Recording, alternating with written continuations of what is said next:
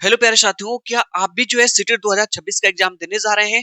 आज इस क्लास में हम आपको सीटेट पेपर फर्स्ट मैथ के ऐसे प्रश्न कराने वाले हैं जो सीटेट 2026 में बिल्कुल इसी तरीके के प्रश्न आपके एग्जाम में आने वाले हैं 8 फरवरी के दिन।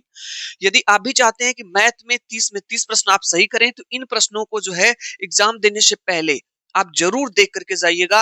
आप सभी के सभी प्रश्न आप सही कर सकते हैं, क्योंकि इस क्लास में मैं आपको कॉन्सेप्ट भी बताऊंगा और बिल्कुल हूबहू वैसे ही प्रश्न लेकर के आया हूं जैसे आपके एग्जाम में पूछे जाते हैं। ठीक है, तो देखिए आपका पहला प्रश्न, एकदम ऐसा प्रश्न हमेशा एग्जाम में आया है, अब की बार भी आपके एग्जाम में डेफिनेटली ये प्रश्न जो है इस तरह का आएगा। प्रश्न यहाँ पे पूछा गया फर्स्ट नंबर का कि एक वर्ग की सीमा 16 सेंटीमीटर है। इस वर्ग के चारों कोनों में से प्रत्येक कोने से 1 सेंटीमीटर भुजा वाला एक छोटा वर्ग काट दिया जाता है तो शेष आकृति की सीमा की लंबाई क्या होगी।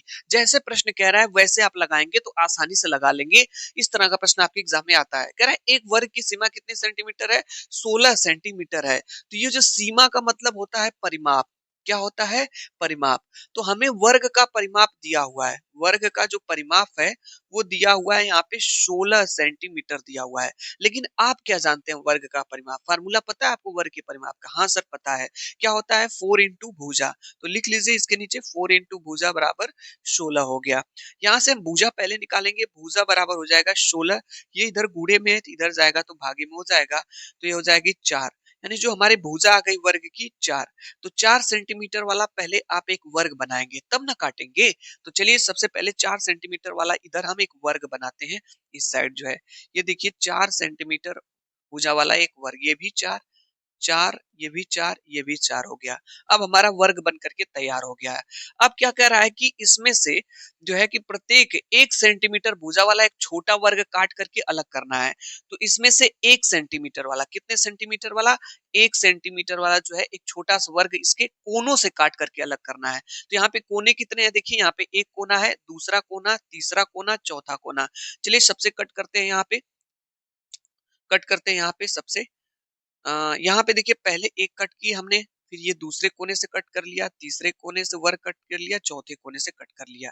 आप मुझको ये बताएंगे यहाँ पे जब जो है हमारा ये कितना है, ये जो है हमारा ये कितना है? आप कहेंगे सर एक है, एक ये भी है, एक है, एक है, एक तो सब होंगे। यहाँ पे देखिए इसी तरीके से सभी इसमें एक एक ही है, एक सब है। इसी तरीके से ये भी एक एक सेंटीमीटर का सब ये छोटा वाला आपका वर्ग है। अब इसमें से काट करके कैसे अलग करेंगे? चलिए काटते हैं। यहाँ पे ध्यान से देखिएगा आप लोग, इसको कट कैसे करते हैं। यहाँ पे तो 1 सेंटीमीटर वाला इधर से कट कर लेते हैं। ठीक है, ये देखिए आपका कट हो गया। इधर से आपने इसको कट कर लिया, इधर से आपने इसको कट कर लिया और इधर से हमने इसको भी कट कर लिया। अब कह रहा है कि जो नई आकृति बनी है कटने के बाद उसकी शेष आकृति की क्या बतानी है? सीमा बतानी है, मतलब उसका परिमाप बताना है।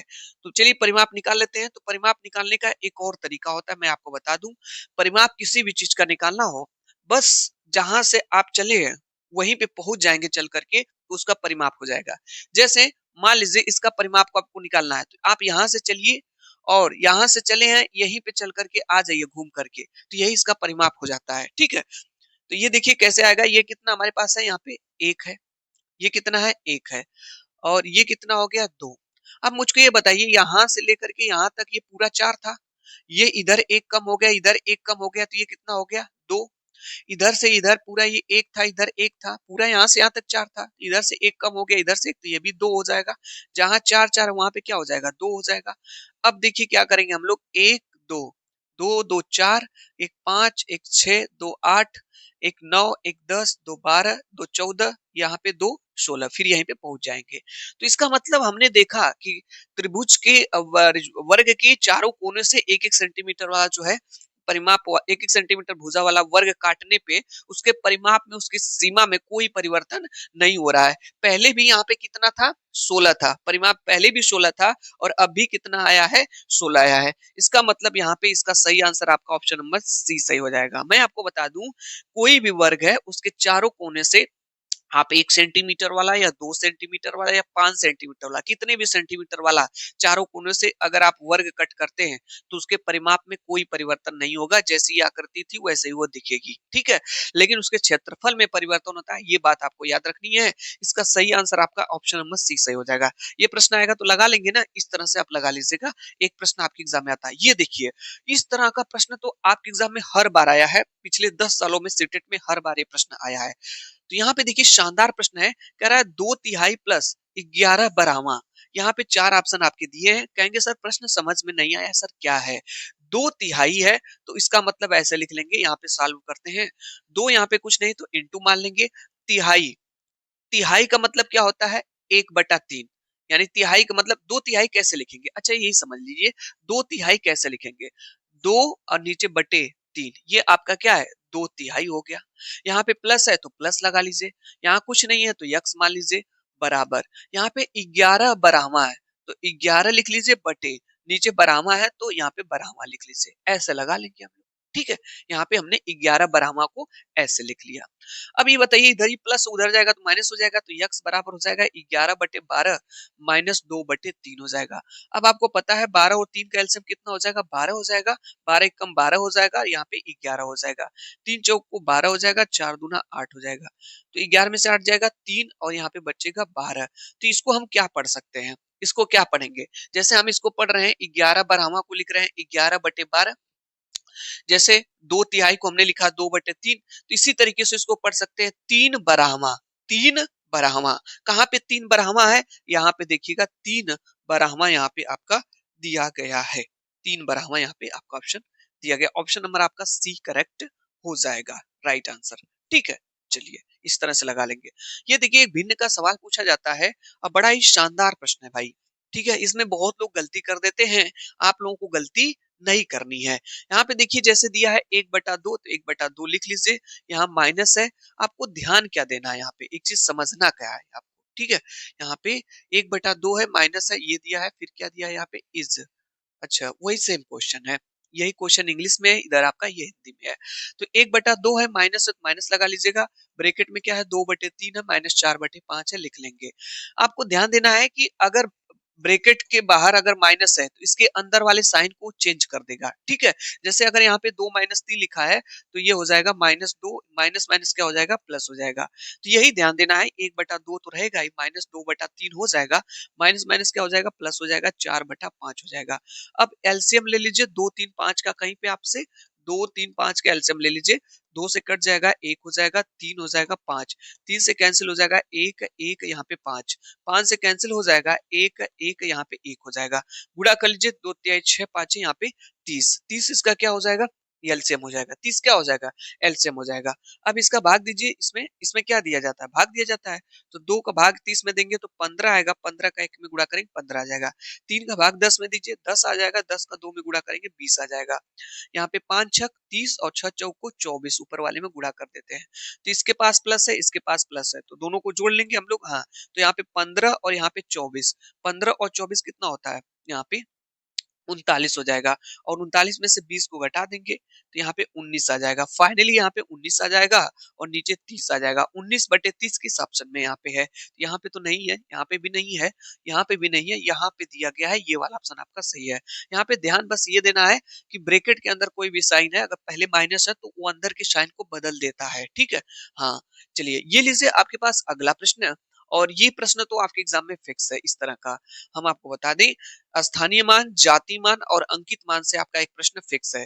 प्रश्न क्या है? संख्या 4782 और यानी 32170 में 7 के अंकित मूल्यों के बीच का अंतर बताइए। यानी इस वाले में 7 का अंकित मूल्य और इस वाले में 7 का अंकित मूल्य निकाल करके आपको अंतर करना है, मतलब घटाना करना है। तो बताइए अंकित मूल्य क्या होता है?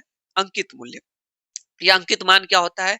अंकित मान जो होता है और जातीय मान जो होता है वो सेम होता है। जैसे यहाँ 7 का पूछा गया तो वही 7 ही होगा, चाहे कुछ भी कितना भी बड़ा नंबर दे दिया जाए, बस स्थानीय मान बदलता है। अंकित मान और जातीय मान जिसका पूछा जाए वही होता है। तो जैसे इसमें इस वाले में जो है 7 का अंकित मान क्या होगा? 7 ही होगा, और इस वाले में 7 का अंकित मान 7 ही होगा, और यहाँ पे अंतर कर रहा है, घटा रहा है तो घटा दीजिए। 7 में से 7 जाएगा तो 0 आंसर हो जाएगा। कहीं पे 0 है, यहाँ पे हो जाएगा। ठीक है, समझ गए होंगे अंकित मान और जाति मान एक ही चीज होता है। ये लीजिए एक प्रश्न और आपके पास आता हुआ, ये थोड़ा सा शानदार प्रश्न है और सभी प्रश्नों को एग्जाम से पहले जरूर देख करके जाइएगा। एक भी प्रश्न को आप इग्नोर करेंगे भाई दिक्कत होगी। मैं आपको एकदम बेहतरीन क्वेश्चन करा रहा हूँ जो आपके एग्जाम में आएंगे प्रश्न यहाँ पे। निम्नलिखित कथनों में से कौन सा पूर्ण संख्याओं के लिए सत्य नहीं है इसमें से? तो यहाँ पे क्या रहा है, निम्नलिखित में से कौन सा पूर्ण संख्याओं के लिए सत्य नहीं है?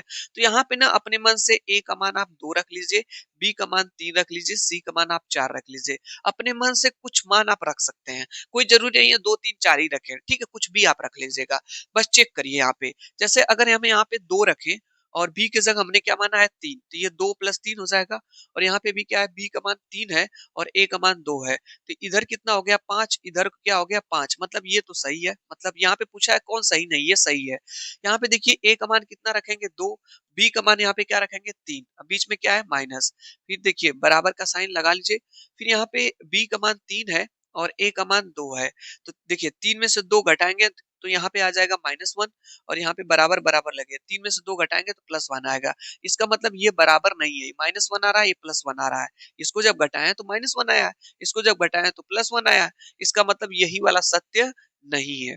बाकी सब आप चेक कर लेंगे बराबर आ जाएंगे। देखिए यहाँ पे ए का मान कितना रखेंगे 2, फिर गुड़े यहाँ पे बी का मान कितना रखेंगे 3, बराबर यहाँ पे बी का मान कितना है 3 और ए का मान क्या है 2, तो 3 दूना 6, 3 दूना 6 बराबर है कि नहीं? देखिए 6 बराबर 6, इसमें भी देखिए 5 बराबर 5 था। तो इस तरह से ये वाले सही हो रहे हैं। इसी तरह यहाँ पे भी देखिए a प्लस बी प्लस सी यहाँ पे है, तो 2 + 3 प्लस क्या कर लेंगे 4 और इधर हम क्या करेंगे 2 प्लस बी का मान कितना है 3 और प्लस सी का मान है 4।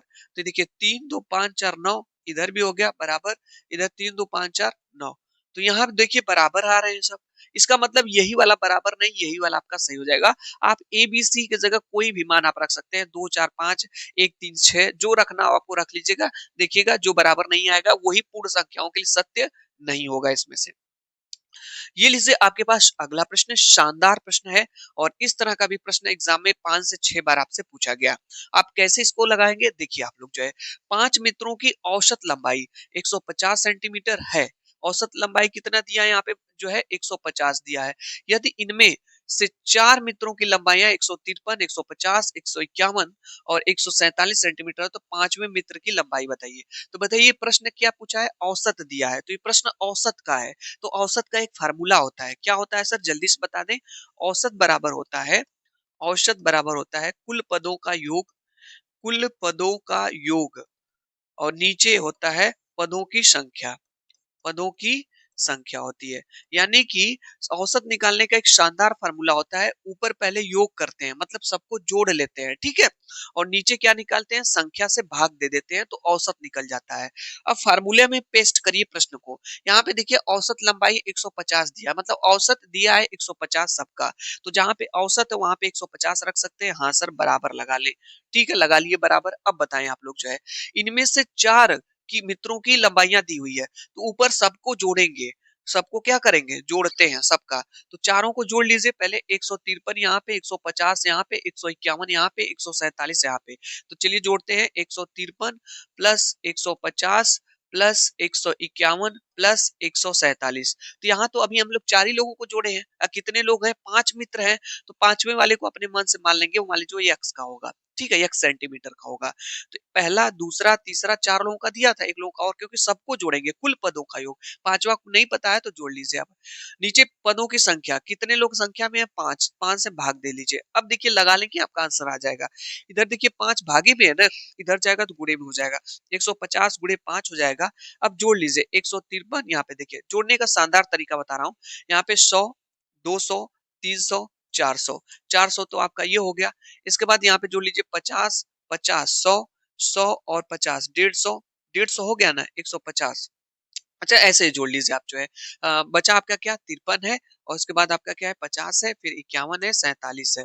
तो जोड़ लेते हैं यहाँ पे 7 7 3 10 1 11 हो जाएगा और 5 5 10 ત્યાં 15 और 4 19, 19 1 20 हो जाएगा, 201 और ये प्लस 400, मतलब टोटल 601 हो जाएगा। तो यहाँ पे 601 प्लस क्या हो जाएगा x हो जाएगा।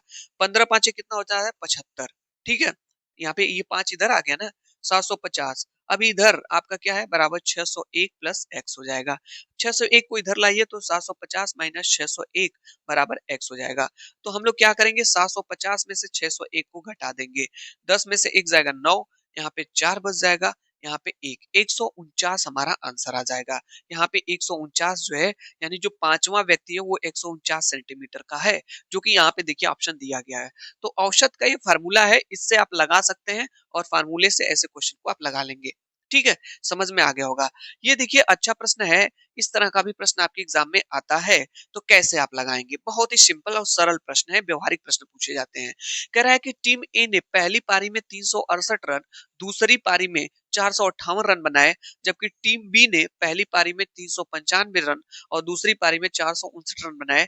किस टीम ने जीता और किसने रन से किस टीम ने जीता? तो पहले देख लीजिए जो ए वाली टीम है ये कितना रन बना रही है। ए वाली टीम जो है पहली पारी में इसने फर्स्ट पारी में 368 बनाया इसने, ठीक है, और इसी ने दूसरी पारी में 458 बनाया। तो टोटल देख लीजिए कितना रन बना रही है दोनों पारी में, तो 8 8 16 हो जाएगा, 6 5 11 12 हो जाएगा, 4 3 7 1 8। दोनों पारी में मिलाकर के ए वाली टीम 826 रन बना रही है। इसी तरीके से बी वाली भी टीम देख लीजिए, बी वाली टीम क्या कर रही है, पहली पारी में जो है ये 395 रन बना रही है यहाँ पे।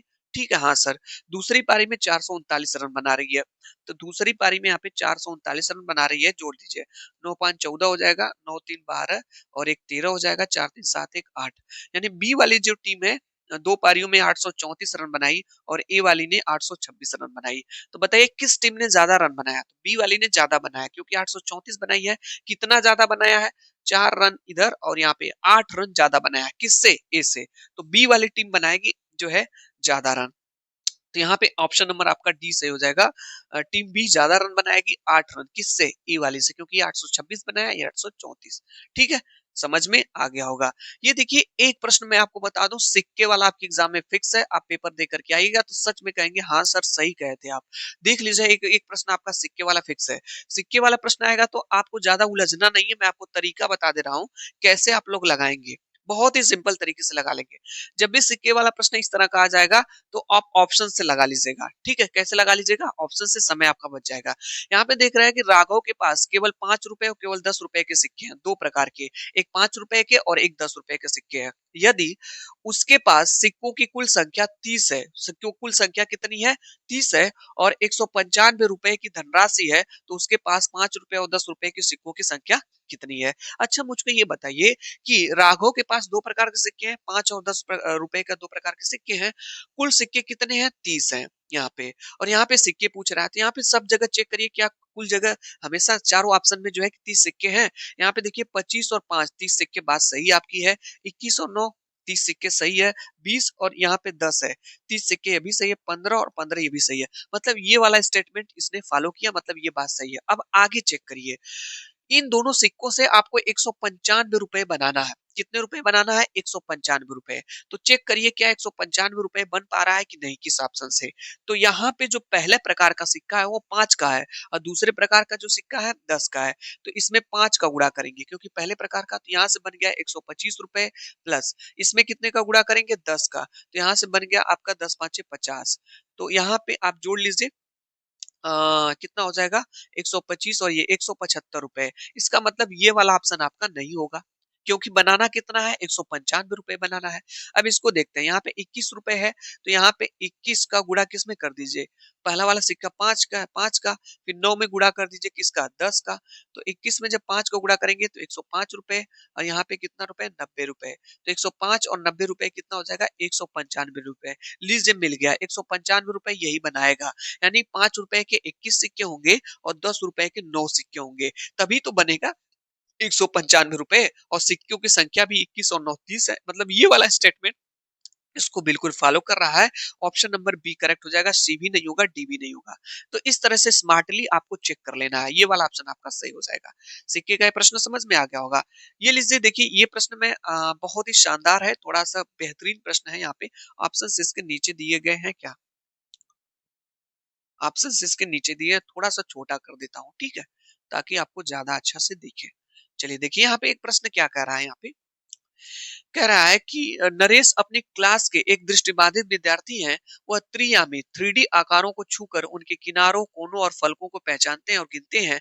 एक त्रिभुजाकार प्रिज्म में कितने किनारे, कोने और फलक होंगे। यानी कि नरेश एक दृष्टिबाधित विद्यार्थी हैं जो 3D आयाम है, जो 3D फिगर है, उनको छू करके सीखते हैं, किनारों के बारे में जानकारी लेते हैं और किसके बारे में, कोनों के बारे में, इन सब चीजों के बारे में वो सीखते हैं।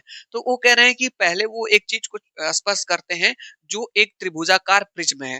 त्रिभुजाकार प्रिज्म क्या होता है? ऐसे होता है आपका त्रिभुजाकार प्रिज्म होता है। ये हो जाएगा आपका त्रिभुजाकार प्रिज्म।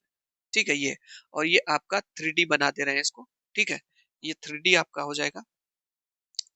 ये देखिएगा आपका ये हो गया। ये है त्रिभुजाकार प्रिज्म। त्रिभुजाकार प्रिज्म है। ठीक है। तो इसमें ये कह रहे हैं कि कितने किनारे हैं, कितने कोने हैं, कितने फलक हैं, ये इसको स्पर्श करते हैं, इसको छूते हैं। तो आप लोग एक चीज ये बताइएगा, कोना क्या होता है? कोना यही है ना, एक कोना, दो कोना, तीन कोना, चार कोना, पांच कोना। कितने कोने हो गए? पांच ही कोने होंगे ना यहाँ पे। हाँ सर, किस ऑप्शन में है पांच कोना? किसी में है कि छह कोने होंगे? यहाँ पे कितने कोने होंगे? पांच कोने होने चाहिए। किस ऑप्शन में है बताएंगे आप लोग? कॉर्नर, कॉर्नर यहाँ पे आपके जो है कि देखता हूँ फिर से कोने यहाँ पे। एक कोना यहाँ पे हो गया, दो हो गया, तीन हो गया, चार हो गया, पांच। अच्छा ये छह हो जाएगा, छह कोने। तो ये कोने हैं आपके ना, ये कोने हैं, कोने। तो कोने ही आपके हो गए छह। किस ऑप्शन में छह कोने दिया है? यहाँ पे तो किनारे छह हैं, कोने आठ हैं, तो ये नहीं होगा। यहाँ पे किनारे नौ है, कोने छह हैं, ये हो सकता है आपका। देखता हूँ यहाँ पे किनारे चार है, कोने यहाँ पे नहीं होगा क्योंकि कोने चार दिया है यहाँ पे। तो इस तरह से ऑप्शन नंबर आपका ये सही होगा। किनारे यहाँ पे कोने आपके मिल गए। और ये फलक है, फलक इसको कहा जाता है, ये फलक है। ये क्या है हमारे पास है? फलक आपका हो जाएगा। तो इसमें जो है आपके पांच फलक होंगे। कितने? एक, दो, तीन, चार, पांच। पांच फलक हो जाएंगे इसमें। सही बात है। और कोने आपके छह हो गए और किनारे जो है आपके नौ होंगे। ये किनारे हैं, ये जो लाइन है ना, ये किनारा बोलते हैं, किनारा। ये आपके पास नौ किनारे हैं। देखिए कैसे, ये एक, दो, तीन, चार, पांच। पांच हो गए। इसके बाद छह, सात, और ये वाला आठ, और इसके पीछे एक होगा नौ। नौ आपकी किनारे, छह कोने और पांच फलक हो गए। समझ में आ गया होगा आपको? हाँ सर। देखिए इस तरह का प्रश्न आएगा तो कर लीजिएगा आप लोग। ये लीजिए आपके पास अगला प्रश्न है, बड़ा ही शानदार प्रश्न और सिंपल प्रश्न है। ठीक है। इसको कैसे हम लोग लगाएंगे, देखेंगे हम लोग जो है कि उस आयत का क्षेत्रफल क्या है जिसकी लंबाई 122 सेंटीमीटर और चौड़ाई 55 सेंटीमीटर है। तो क्या आपको आयत का क्षेत्रफल का फार्मूला पता है? हाँ सर पता है। क्या होता है? लंबाई गुणे चौड़ाई। तो यहाँ पे तो सिंपल सी बात है, लंबाई 122 दिया है तो 122 रख लीजिए, गुणे यहाँ पे चौड़ाई दिया है 55, तो यहाँ पे 55 रख लीजिए, और यहाँ गुणा कर लीजिए आप लोग जो है 122 में 55 का। तो आप कर लेंगे 5 दूना 10, 5 दूना 10 एक 11, 5 एक 6 हो जाएगा, 5 दूना 10 हो जाएगा, 5 दूना 10 एक 11 और 5 एक 6 हो जाएगा। 0 1 7 और यहाँ पे 6, 6710 आया है कहीं पे 6710? यहाँ पे देखिए दिया गया है, ये आपका ऑप्शन सही हो जाएगा, वर्ग सेंटीमीटर। तो देखिए क्वेश्चन कठिन नहीं आते हैं, सिंपल ही आएंगे, बहुत ज्यादा नहीं, लेकिन आपको ध्यान रखना है कैसे लगाना है इस बात का। ठीक है। सब प्रश्न आप लगा लेंगे, बिल्कुल परेशान मत होइएगा। ये देखिए शानदार प्रश्न है। और देखिए ये देखिए आपके पास इंग्लिश पहले दिया है, हिंदी यहाँ पे है। थोड़ा सा और छोटा करता हूँ यहाँ पे। हाँ, इसका एक ऑप्शन कहाँ गया है? चलिए ठीक है, देख लेते हैं। कट गया है क्या ऑप्शन? अच्छा नहीं, यहाँ पे है, एक मिनट भाई। हाँ यहाँ पे है, थोड़ा सा प्रश्न को एडजस्ट करने का प्रयास कर रहा हूँ। देखिएगा शानदार प्रश्न है आपके पास। ये जो प्रश्न पूछा गया है यहाँ पे से, क्या पूछा गया है यहाँ पे कि रहनुमा माचिस की तिलियों की विभिन्न बहुभुज बनाती हैं और चांद की सहायता से उनके अंतः कोणों को मापती है। ठीक है। और वह तीन तिल्लियों में से एक त्रिभुज बनाती है, जिसकी एक तिल्ली लगाकर वह उससे चतुर्भुज बनाती है, फिर वह एक तिल्ली लगाकर उससे पंचभुज बनाती है। इत्यादि आकृतियों के कोणों के बारे में निम्नलिखित में से कौन सा जो है कि इसमें से सही है। यहाँ पे देखिए रहनुमा क्या करती है, एक माचिस की तिल्लियों का विभिन्न त्रिभुज बनाती है। पहले त्रिभुज बनाती है, फिर उसमें जोड़ती है तो चतुर्भुज बनता है, फिर उसमें जोड़ती है तो एक पंचभुज बनता है। तो ये कह रही है ऐसा क्या है? तो मैं आपको बता दूं, जो बहुभुज होता है, बहुभुज के अंतः कोणों का जो योग होता है, फार्मूला होता है n-2 गुणे 180 होता है। ठीक है। जैसे उन्होंने मान लीजिए यहाँ पे त्रिभुज बनाया, क्या बनाया, त्रिभुज बनाया। तो त्रिभुज में कितनी भुजा है, 1 2 3, मान लीजिए n का मान आप 3 रख सकते हैं, तो 3 माइनस 2 यहाँ पे रखेंगे गुणे 180, यहाँ पे कितना डिग्री आ गया, 180 डिग्री आ गया। अब मान लीजिए वो इसी से एक और बढ़ा लिया उन्होंने, एक और इसमें भुजा बढ़ा ली उन्होंने, 4 कर दिया, तो यहाँ पे n का मान कितना रखेंगे, 4। तो यहाँ पे n माइनस 2 है, ब्रैकेट में 1 इंटू 80 है, तो यहाँ पे 4 माइनस 2 रखेंगे और यहाँ पे 180 हो जाएगा, तो यहाँ पे 2 गुणे 180 हो जाएगा, यानी 360। देख रहे हैं बढ़ रहा है, पहले 160 था, अब क्या है 300।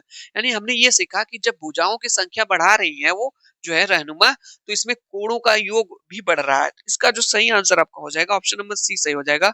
जब भुजाओं की संख्या बढ़ती है, देखिए भुजाओं की संख्या बढ़ा रही है, तो बहुभुज के जो अंत कोणों की मापों का जो योग है वो भी बढ़ता है। देखिए बढ़ रहा है कि नहीं बढ़ रहा है, ये सब ये त्रिभुज के, ये बहुभुज के अंत कोणों का योग का फार्मूला होता है ये। ठीक है, यहाँ पे वो जो है देखिए, जैसे मान लीजिए पंचभुज है, मान लीजिए आपका पास, ठीक है, और आपसे पूछेगा पंचभुज में ये कितना हो गया, पंचभुज बनाते हैं, हाँ, पूछेगा इसमें कि कितनी भुजाएं हैं, तो आप कहेंगे सर n बराबर 5 है। पूछ देगा पंचभुज में जो है कि कितने कोणों का योग होगा, तो फार्मूला ये वाला लगाएंगे n माइनस 2 ब्रैकेट में 1/2, किसी भी आप बहुभुज पे लगा सकते हैं, किसी भी आकृति में अगर कोणों का योग निकालना है तो ये वाला फार्मूला लगता है, तो 5 माइनस 2 गुणे 180 हो जाएगा, यहाँ पे 3 गुणे 180, यानी कि यहाँ पे 540। जो पंचभुज होता है इसमें सभी कोणों का योग यहाँ पे 540 डिग्री होता है। यहाँ पे देखिए जो त्रिभुज था इसमें सभी कोणों का योग 180 होता है, चतुर्भुज में 360 डिग्री होता है। ठीक है, हाँ सर, ये रहा आपके पास अंतिम प्रश्न आज की क्लास का, और देखता हूं इसको कितने लोग सही कर लेते हैं। प्रश्न यहाँ पे क्या है भाई, प्रश्न है कि देखिए इस तरह का प्रश्न आपके एग्जाम में आएगा, आप कैसे हल करेंगे ध्यान से देखिएगा। मैं 5 दहाई से अधिक और 6 दहाई से कम हूं, ये कह रहे हैं संख्या करी में 5 दहाई से अधिक हूं, मतलब 5 दहाई से अधिक हूं, 5 गुणे दहाई का मतलब 10, मतलब ये 50 से अधिक है। कह रहा है 6 दहाई से कम हूं, तो 6 गुणे दहाई का मतलब 10, मतलब 60 से कम है। यानी कोई संख्या है जो 50 से अधिक है प्लस है, लेकिन 60 से क्या है, कम है। यहाँ पे बीच की बात किया रहा है, तो इसमें देखिए कोई संख्या है जो 50 से अधिक है 60 से कम है, ये भी 50 से अधिक 60 से कम, ये भी 50 से अधिक 60 से कम, ऑप्शन से लगाइएगा, इसको ऑप्शन से लगाइएगा, ये भी 50 से अधिक 60 से कम, ये भी 50 से अधिक 60 से कम। ये वाला स्टेटमेंट तो फॉलो कर लिया इसने सभी लोगों ने। अब आगे पढ़ते हैं। मेरा इकाई का अंक, कह रहे हैं कि मेरा जो इकाई का अंक है दहाई के अंक से 3 कम है, तो इसमें चेक करिए कि कौन सा ऐसा इकाई का अंक है जो दहाई के अंक से 3 कम है। यहाँ पे इकाई का अंक 1 है, दहाई का अंक 5 है, कितना कम है, 4 कम है। यहाँ पे कितना इकाई का अंक, दहाई का अंक 5 है, 3 कम है, यानी यही वाला ऑप्शन आपका सही है। यही तो कह रहा है इकाई का अंक दहाई के अंक से 3 कम है, इसमें कितना कम है, इकाई का अंक दहाई के अंक से 3 ज्यादा है, और यहाँ पे 4 ज्यादा है, तो ये सभी नहीं होंगे, सबसे अच्छा ऑप्शन आपका बी वाला हो जाएगा। तो इस तरह का प्रश्न आएगा तो आप ऑप्शन से लगा लीजिएगा, अच्छे से लग जाएगा। तो मैंने बेहतरीन और सिलेक्टेड प्रश्न कराए, और सीटेट 2026 एग्जाम से पहले इन सभी प्रश्नों को देख करके जरूर जाइएगा। आप लोग खुश रहें, मस्त रहें और अपने जीवन में आगे बढ़ते रहें, और अच्छे तरीके से आप तैयारी कर लीजिए। Thank you so much, bye bye, next मिलते हैं।